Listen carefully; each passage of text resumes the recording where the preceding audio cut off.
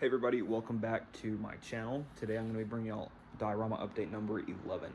So first off, I want to go ahead and get your guys' opinion on the new logo I got going with the Sherman tank and my name displayed in a little gold neon looking sign. What do you guys think of that versus the white background with the Germans running? I'm kind of conflicted. I'm leaning towards the Sherman, but that might just be because it's a breath of fresh air. So anyways, I'm turning this series, the Diorama update series, into like the current project going on. So right now, the current project is the WW1 Diorama. And it's going to be the WW1 Diorama update until this is finished. And then we'll move on to the next project, which will probably be the Afghanistan diorama or the invasion of Iraq diorama. Something that I haven't started yet. Will be counted as a bigger project. So this one I hope to have done a week from now. I can definitely do it. I just gotta put time into it, and that's kind of what this channel or this series is going to be about. Help keep me accountable because I tend to bounce from project to project. So basically, since the last time y'all saw this, I used a foam cutter and made terrain. I laid down PVA glue and put down the first layer of dirt. So I'm letting this dry. I'm done for the night, but I'm gonna let this dry overnight. In the morning, I'll get up, go to work, come back, and then whenever I'm ready, I'm gonna go and put more dirt down. Now the way I'm gonna do this, or the reason I'm doing this, is because one, like not everything is covered completely. Okay, let me go back just a step. I'm gonna stain everything first. So I'll stain the sides, I'll stain the dirt to give it the appearance of mud. And then after all that's dry, because that'll take about 2-3 hours to actually sit and dry, then I'll go back over with dirt. And the reason I'm doing that is because like the stain will cover up all the greenery of the foam, but I want to get, like for instance, this right here, this whole little section, it could pass for being a sloped hill or a hill with the trench in it. But if I go and I add some dirt, right, kind of like that, it helps make it more believable, you know? So things like that I'll be doing. And then once that's all set, I'll use my tacky spray.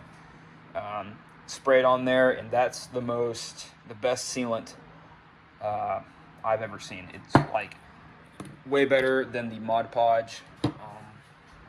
So if you're trying to work with loose dirt, keeping mud on your tank tracks or whatever, I would definitely recommend the tacky spray.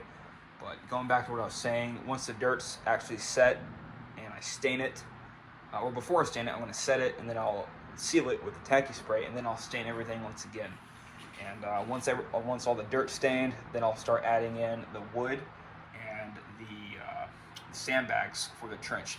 That's going to be probably a 2-day event because the sandbags I'll make by hand with milliput, which is this stuff right here. I used it for my my second Chechen War diorama, which you can see here. The sandbags came out really well, in my opinion. I really like how they came out, so I'll be doing that again. Never again will I buy Tamiya sandbags, which, by the way, look like this. Actually, over here.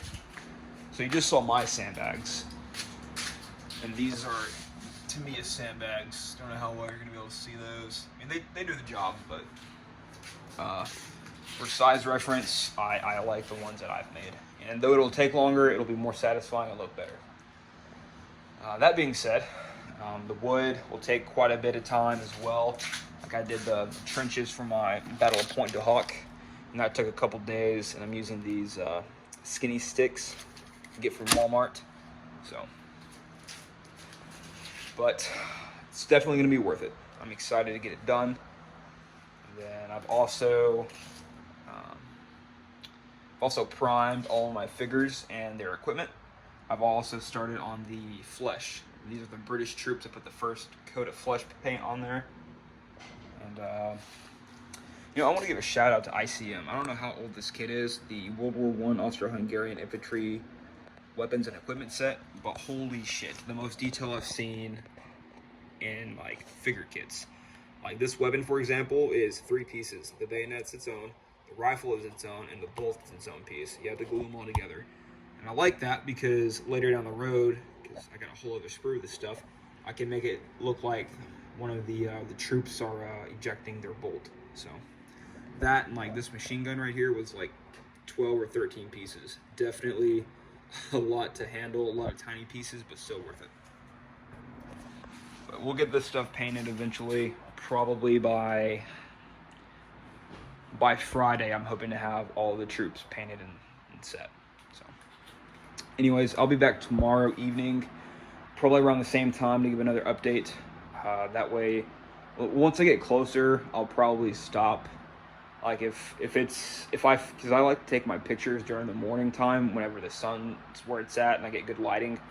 If I typically finish my dioramas at night, and then I'll wait until the next morning to take pictures.